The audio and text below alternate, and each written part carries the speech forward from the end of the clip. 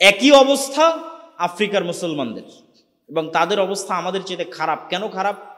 ব্রিটিশদের চাইতে জঘন্য নিকৃষ্ট কলোনি হচ্ছে ফ্রান্স, স্পেন আর ইতালির কলোনি। ইংল্যান্ডের কলোনির চাইতে নিকৃষ্ট কলোনি। আমাদেরকে তো ইংল্যান্ডেরা ন্যূনতম স্বাধীনতা দিয়ে গেছে, স্পেন এবং ফ্রান্স আফ্রিকার মুসলমানদেরকে ন্যূনতম স্বাধীনতাটুকু দেয়। অস্ত্র কিনতে হবে ফ্রান্সের কাছে, তোমার ব্যাংকের টাকা কেন্দ্রীয় ব্যাংকে থাকবে ফ্রান্সের। এখন আজকের কথা বলছি, তোমার পররাষ্ট্রনীতি ফ্রান্স নিয়ন্ত্রণ করবে। তুমি বাইরের কোনো দেশের সাথে অস্ত্র চুক্তি করতে পারবে না, কোনো পররাষ্ট্রনীতি চলবে না, সব হবে ফ্রান্স কেন্দ্রিক।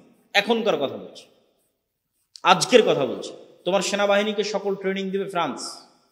তোমার দেশের সকল খনিজ সম্পদ একমাত্র ফ্রান্স উত্তোলন করতে পারবে, বিক্রি করতে পারবে। আফ্রিকা কোটি কোটি টাকার খনিজ সম্পদের উপর ভাসতেছে, কিন্তু পুরো খনিজ সম্পদ নিয়ে যাচ্ছে কারা?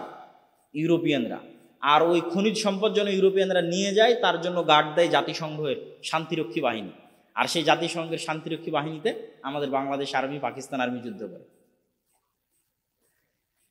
তো সম্মানিত উপস্থিতি, এই আফ্রিকানদেরকে যখন আপনি ইতালি, ফ্রান্স, স্পেনের মাটিতে দেখবেন, তখন দেখবেন তারা বাঙালি মুসলমানদের চাইতে বেশি মিথ্যুক, বাঙালি মুসলমানদের চাইতে বেশি ধোঁকাবাজ, বাঙালি মুসলমানদের চাইতে বেশি সঠতাপূর্ণ আচরণ করে।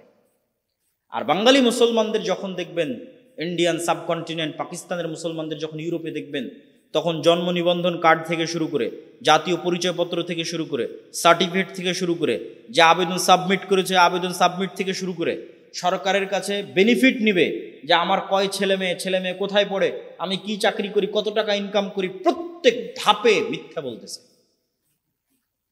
শুরু থেকে নিয়ে শেষ পর্যন্ত মিথ্যার উপর প্রতিষ্ঠিত। সে মুসলমান, হাজি, নামাজি, ওমরাকারী, কিন্তু পুরো জীবনটা মিথ্যার উপর প্রতিষ্ঠিত।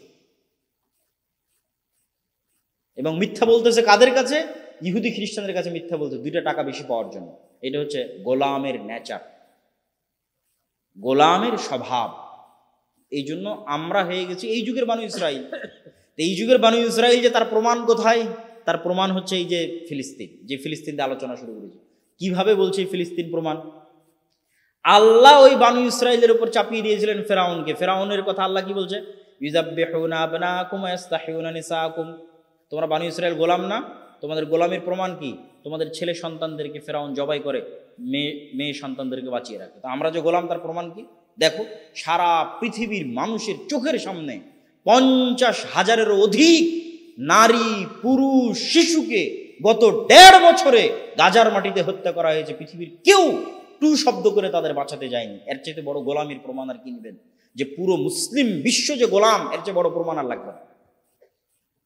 পৃথিবীর কোনো যুদ্ধের আইন পর্যন্ত ফলো করা হয়নি। হাসপাতাল পর্যন্ত, বিশ্ববিদ্যালয় পর্যন্ত, স্কুল পর্যন্ত কিছুই নিরাপদ থাকেনি। পুরো গাজা ধুধু মরুভূমিতে পরিণত হয়ে গেছে। মাথা গুজার মতো ঠাঁই এরকম একটা ছাদ পর্যন্ত নাই, সবাই তাঁবুর নিচে। ঠিক রোহিঙ্গারা যেভাবে তাঁবুর নিচে, সেভাবে তাঁবুর নিচে।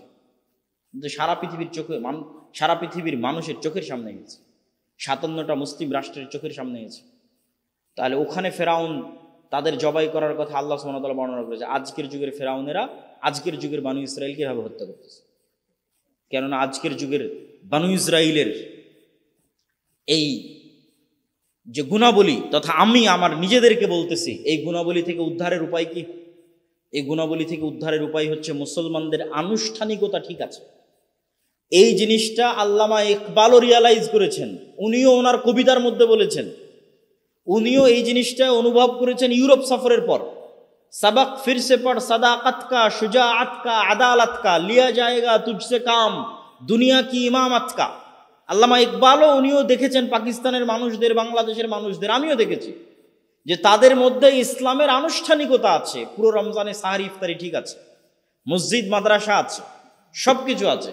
ঈদের আনুষ্ঠানিকতা ঠিক আছে, জানাজার আনুষ্ঠানিকতা ঠিক আছে, সালাত, সিয়াম, হজ, যাকাতের আনুষ্ঠানিকতা ঠিক আছে, ওমরার আনুষ্ঠানিকতা ঠিক আছে। কিন্তু যেই বৈশিষ্ট্যের উপর আল্লাহ নবীদের বড় করেছেন, নবীদেরকে আল্লাহ জন্মগত যেই গুণের উপর বড় করেছেন, ওই গুণটা মুসলমানদের নাই। সব নবীকে আল্লাহ জন্মগত সত্যবাদিতা এবং ন্যায়পরায়ণতার উপর বড় করেছেন। জন্মই হয়েছে এটার উপর, সত্য বলার উপর, ন্যায়পরায়ণতার উপর, আত্মমর্যাদা, আত্মসম্মানের উপর, নেতৃত্ব নেতৃত্বের গুণাবলী সম্পন্ন। আর আমি মনে করি এই জন্যই আল্লাহ সুবহানাহু ওয়া তাআলা মূসা আলাইহিস সালাতু ওয়াস সালামকে বানু ইসরাইলের আর 10টা ছেলের সাথে বড় করেননি। বানু ইসরাইলের আর 10টা ছেলের সাথে বড় হলে তো গোলামদের সাথে বড় হতে, তো গোলামদের সাথে বড় হলে তো ওনারও মন মানসিকতা ছোট হয়ে যেত, ধোকা দেওয়া শিখতো, মিথ্যা বলা শিখতো। এই জন্য মূসা আলাইহিস সালামকে আল্লাহ মানুষ করেছে রাজার বাড়িতে। রাজার বাড়িতে মানুষ হলে তো আর মিথ্যা বলে খাবার নেওয়া লাগবে না, আরেকজনকে ধোকা দিয়ে একটা টাকা বেশি উপার্জন করা লাগবে না। তাহলে এগুলো শিখবে না, কি শিখবে? আত্মমর্যাদা, আত্মসম্মান, নেতৃত্ব শিখবে। তাই শিখেছেন। এবং আত্মমর্যাদা, আত্মসম্মান, নেতৃত্ব কোন লেভেলের ছিল মূসা আলাইহিস সালামের? যে একদিনের জন্য বাইরে বের হয়ে কোনো এক জায়গায় একদিন একটা অন্যায় কাজ দেখেছেন তার চোখের সামনে, একদিনের জন্য একটা অন্যায় কাজ দেখেছেন যে ফেরাউনের কোনো লোক বানু ইসরাইলের কোনো লোকের উপর জুলুম করতেছে। তো গোলাম হলে তো এটাকে জুলুমই মনে করতো না, আরে এটাই তো আমাদের ভাগ্যের পরিহাস, এটা এবার জুলুম কি? তো জুলুমই মনে করতো না। কিন্তু উনি স্বাধীন নেতা, নেতা হিসেবে আল্লাহ তাকে বড় করেছে। তাহলে জুলুম কেন হবে? এক থাপ্পড় দিয়েছেন ফেরাউনের লোককে, এক থাপ্পড়ে ফেরাউনের লোক মরে গেছে। এই যে আত্মমর্যাদা, গায়রাত, রাগ, এটা গোলামের থাকে না। এই গায়রাত, এই রাগ, এই আত্মমর্যাদা একজন স্বাধীন নেতার থাকে। তো ওই স্বাধীন নেতা কোথায় তৈরি হতে হবে? যেখানে আত্মমর্যাদা, আত্মসম্মান আছে, ওখানে তৈরি হতে হবে। এই জন্য বানু ইসরাইলের সাথে বড় না করে রাজার বাড়িতে আল্লাহ সুবহানাহু ওয়া তাআলা বড় করেছেন মূসা আলাইহিস সালাম। এই জন্য মূসা আলাইহিস সালামের চিন্তা চেতনার সাথে বানু ইসরাইলের চিন্তা চেতনা মিলত না। এক পর্যায়ে বিরক্ত হয়ে মূসা আলাইহিস সালাম আল্লাহকে বলছেন, হে আল্লাহ, এদের দায়িত্ব আমি আর নিতে পারবো না। উনি একজন স্বাধীন চেতা, আত্মমর্যাদার অধিকারী মানুষ হিসেবে গোলামদের দায়িত্ব কতদিন পালন করবে? সম্মানিত উপস্থিতি, তাহলে মুসলমানদের সব ঠিক আছে নাই কি? ওই জন্য আল্লামা ইকবাল বলছে, সাবাক ফিরছে বাট সাদাকাত কা, নতুন করে সত্য বলা শিখো। তোমাদের পুরো জীবন মিথ্যার উপর, ব্যবসা বাণিজ্য, টাকা পয়সা, কাজ কারবার সব মিথ্যার উপর। বাংলাদেশের গত 16 বছরে যারা এসপি, মন্ত্রী, এসি ল্যান্ড, ওসি, ডিসি যে যে পর্যায়ে দায়িত্ব পালন করেছে তার অন্তত 90% বেশি হবে এই যে এই সমস্ত জালসার সভাপতি, বিশেষ অতিথি, আর অন্তত 80% বেশি হবে একবার হলো ওমরা করেছে। কিন্তু ওর দায়িত্বের জায়গায় সবচেয়ে বড় মিথ্যুক, ওর দায়িত্বের জায়গায় সবচেয়ে বড় ধোঁকাবাজ এবং দুর্নীতিবাজ। এটাই গোলামের স্বভাব, এই জন্য গোলাম। তাহলে সে ইসলামের আনুষ্ঠানিকতা ঠিক রেখেছে, কিন্তু রাসূল সাল্লাল্লাহু আলাইহি ওয়াসাল্লাম এবং নবীদের জন্মগত যে গুণ সেটা তার মধ্যে আনতে পারে। এই জন্য রাসূলুল্লাহ সাল্লাল্লাহু আলাইহি ওয়াসাল্লাম বলছেন, সাবআতুন ইউদিল্লুহুমুল্লাহ ইয়াওমা লা দিল্লা ইল্লা দিল্লু, 7 শ্রেণীর মানুষকে আল্লাহ সুবহানাহু ওয়া তাআলা আরশের বিশেষ ছায়া দিবেন, তার 1 নম্বরে থাকবে। আরো তো 6টা আছে, থাকবে, সমস্যা নেই, সবাই ভালো, সবাই উত্তম কাজ করেছে, তাদেরকে আল্লাহ সম্মান দিবে। কিন্তু সিরিয়ালে 1 নাম্বার, তাহাজ্জুদ গুজারকে পেরিয়ে, নফল সিয়াম পালনকারীকে পেরিয়ে, নফল সিয়াম পালনকারীকে পেরিয়ে 1 নম্বরে হচ্ছে ইমামুন আদিল, সত্যবাদী, ন্যায়পরায়ণ, সৎ, দায়িত্বশীল। আমি অন্তত আমার জায়গা থেকে বলতে পারবো যে এই সত্যবাদিতা এবং ন্যায়পরায়ণতা সরকারি সেক্টর বহু দূরে থাক, আমাদের মতো যারা আলেম ওলামা, যারা মসজিদ মাদ্রাসা ইসলামী দল সংগঠন পরিচালনা করছি তাদের মধ্যেও নাই। এই জন্য আল্লাহ আমাদের দিয়ে রাষ্ট্রে বিজয় দান করবেন না। কেন? আমরা রাষ্ট্রে বিজয় পাওয়ার যোগ্য নই। কেননা রাসূল সাল্লাল্লাহু আলাইহি সাল্লাম বলছেন, ঈসা আলাইহিস সালাম সমগ্র পৃথিবী বিজয় করবে। তো সমগ্র পৃথিবী বিজয় করে তিনি হবেন হাকামান মুকসিতা, ন্যায় বিচার প্রতিষ্ঠাকারী শাসক। তো ইসলাম রাষ্ট্রে যাবে, তার ব্র্যান্ডিং হচ্ছে ন্যায় বিচার। তো আমি মসজিদের সভাপতি, মাদ্রাসার প্রিন্সিপাল, ইসলামী দল সংগঠনের আমির, আমি আমার দলে ন্যায় প্রতিষ্ঠা করতে পারিনি। যে কর্মী বেশি কাজ করেছে ওকে বাদ দিয়ে যেই কর্মী চামচামি করেছে ওকে পদ দিয়েছে। তাহলে আমি আমার দলে ন্যায় প্রতিষ্ঠা করতে পারিনি, তার মানে আমাকে যদি আল্লাহ রাষ্ট্রের দায়িত্ব দেয় তাহলে গত 16 বছর যা দুর্নীতি হয়েছে তার চেয়ে বেশি দুর্নীতি হবে। তাহলে আমি হচ্ছে নেতা হওয়ার অযোগ্য, দায়িত্বপর, কিসের যোগ্য? গোলাম হওয়ার যোগ্য। এই সমস্ত গুণাবলী কাদের? গোলামদের। এবার যদি আম পাবলিক তথা আপনাদের মতো সাধারণ জনগণের কাছে চলে আসি, বিভিন্ন পর্যায়ের চাকরিজীবী, দায়িত্বশীল বাদ দিলাম, আলেম ওলামা বাদ দিলাম, সাধারণ জনগণ, এমন কত সাধারণ জনগণ নিবেন যে হজ করেছে, ওমরা করেছে, সালাত আদায় করে, লম্বা দাড়ি, মাথায় সিজদা দিয়ে কড়া ফেলে দিয়েছে, কিন্তু তার নিজের বোনকে বাপের সম্পত্তিতে ন্যায়ের সাথে অংশ বুঝিয়ে দেয়নি। ন্যায়ের সাথে অংশ বুঝিয়ে দেওয়া মানে যেই জায়গায় আবাদ কম হয়, যেই জায়গা পানিতে ডুবে থাকে, রাস্তা থেকে দূরে, ওটা দিয়েছে বোনকে। আর যেটা ভালো ফরওয়ার্ড জমি সেটা দিয়েছে নিজে। তাহলে এটা তো ন্যায় প্রতিষ্ঠা হলো না। তাহলে যে তার পরিবারে ন্যায় প্রতিষ্ঠা করতে পারলো না, তাকে যদি আল্লাহ রাষ্ট্রের দায়িত্ব দেয়, তাহলে ও গত 16 বছরের চেয়ে বেশি দুর্নীতি করবে না? বেশি দুর্নীতি করবে। তাহলে এই স্বভাবটা কার? গোলামের স্বভাব, নেতার স্বভাব নয়। নেতা কখনো মিথ্যা বলা জানে না, নেতা কখনো দুর্নীতি করা জানে না, সত্যবাদী, ন্যায়পরায়ণ। আবু সুফিয়ান কাফের হতে পারে, কাফেরদের সর্দার হতে পারে, বদর, উহুদ, খন্দকের যুদ্ধে আল্লাহর নবীর বিরুদ্ধে যুদ্ধে নেতৃত্ব দিতে পারে, কিন্তু আবু সুফিয়ান বাই বর্ন জন্মগত লিডার। জন্মগত লিডার। এই জন্য আবু সুফিয়ানকে যখন জেরুজালেমে বাদশাহ হিরাক্লিয়াস তার চিরশত্রু মুহাম্মদ সাল্লাল্লাহু আলাইহি ওয়াসাল্লাম সম্পর্কে জিজ্ঞেস করছে, তখন আবু সুফিয়ান একটা বাক্য মিথ্যা বলেনি। তখন উনি কাফের, কিন্তু মিথ্যা বলা তো জানেই না, কেননা he is a by born leader, জন্মগত নেতা, তো কেমনে মিথ্যা বলবে? সম্মানিত উপস্থিতি, কিন্তু আমরা মুসলমানেরা, আমরা হচ্ছি ওই যুগের মক্কার কোরাইশ মুশরিকদের চাইতে চরিত্রের দিক থেকে, মিথ্যা, ধোঁকা এবং দুর্নীতির দিক থেকে নিম্ন স্তরে অবস্থান করছি। আমরা চলে গেছি আজ থেকে 4000 বছর আগের বানু ইসরাইলদের স্তরে।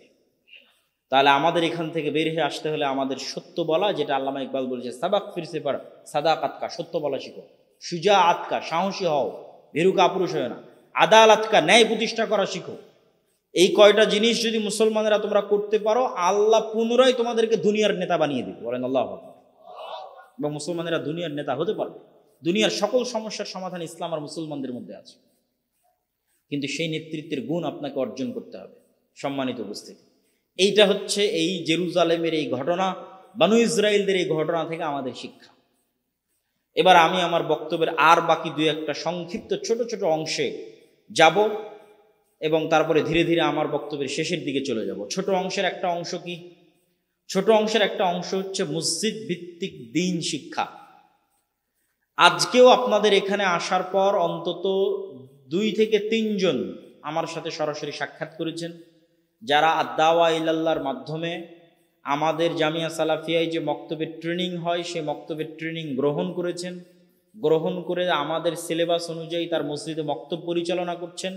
আবার পুরো রমজান মাসব্যাপী আমরা যে কাজ দিয়েছিলাম, প্রায় 500টা মক্তব এখন আমাদের অধীনে পরিচালিত হচ্ছে। এই 500 মক্তবে আমরা যে কাজ দিয়েছিলাম, সেই কাজ সম্পূর্ণ করে ঈদ কেন্দ্রিক তাদের যে হাদিয়া, সেই হাদিয়াটা পর্যন্ত তারা রিসিভ করেছে। এগুলো আপনাদেরই আশেপাশের অঞ্চলের প্রায় 2-3টা মক্তব।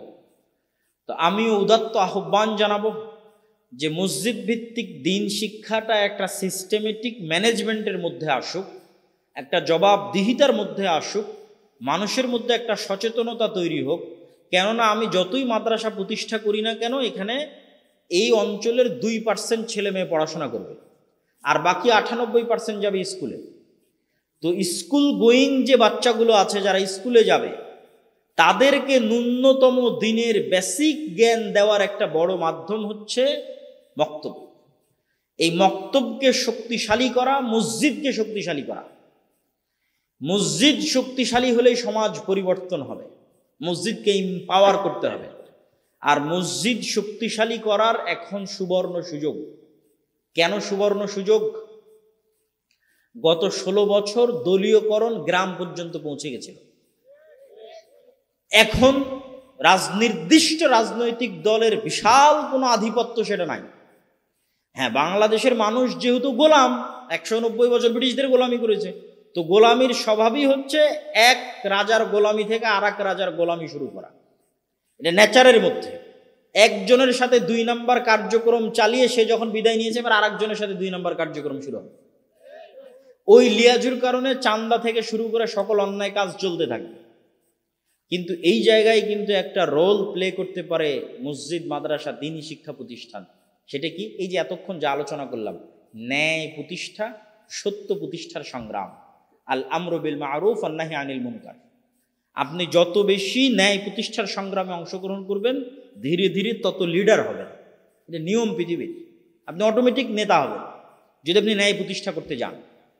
তো আমার একটা উদাত্ত আহ্বান থাকবে মসজিদকে পাওয়ারফুল করা। মসজিদ পাওয়ারফুল হওয়া মানে মসজিদ যেন সমাজে প্রচলিত অন্যায়ের বিরুদ্ধে আওয়াজ উঠাতে পারে। সমাজে প্রচলিত অন্যায় বলতে কি কি হতে পারে? যেমন একটা উদাহরণ দিলাম, যে বোনকে তার পিতার সম্পত্তিতে ন্যায়ের সাথে হক বুঝিয়ে না দেওয়া। তো মসজিদ ভূমিকা নিবে যে হ্যাঁ দেওয়া হোক। জানাজার অনুষ্ঠানের পরে যখন বাড়িতে সালিশ হবে, তখন মসজিদের কমিটি, মসজিদের ইমাম, মসজিদের মুয়াজ্জিন তারা এই ভূমিকাটা নেওয়ার চেষ্টা করবে। চেষ্টা করলে আল্লাহ রাস্তা সহজ করে দিবে। আরও অসংখ্য অন্যায় সমাজে হয়। অন্যায় মানে আপনি এটা বুঝিয়েন না আল্লাহর সাথে অন্যায়। আল্লাহর সাথে অন্যায়ের কথা আপনারা খুব ভালো বুঝেন, সেটা আপনাদেরকে গত 50 বছর 100 বছর আলেম ওলামা শিখিয়েছে। আমি অন্য অন্যায়ের কথা বলছি, যে মানুষের প্রতি হওয়া অন্যায়। যে একটা বাজারে চাঁদাবাজি হচ্ছে, যদি বাজারে যেই সবজি বিক্রেতা, পেয়ারা বড়ই বিক্রেতা বিক্রি করতে গেছে বাজারে, তাকে যদি কোথাও চাঁদা দিতে হয় মসজিদে দিবে। কথা মনে আমার বুঝতে পারেন? এই ক্ষমতাটা কার থাকতে হবে? মসজিদের থাকতে হবে। এই ক্ষমতাটা মাদ্রাসার থাকতে হবে। এইটা চেষ্টা করলেই পারা যাবে, ন্যায় প্রতিষ্ঠার আন্দোলন। কিন্তু এটা চেষ্টা করাও কঠিন, কেননা অসংখ্য মানুষের বিভিন্ন জায়গায় স্বার্থ জড়িত। তখন ওই স্বার্থ জড়িত জায়গাগুলোতে সে আপনাকে হেল্প করবে না। কিন্তু আপনি যদি বলেন না আমি রাষ্ট্রে ইসলাম প্রতিষ্ঠা করতে চাই, গোড়া থেকে শুরু করতে হবে। মসজিদ যত শক্তিশালী হবে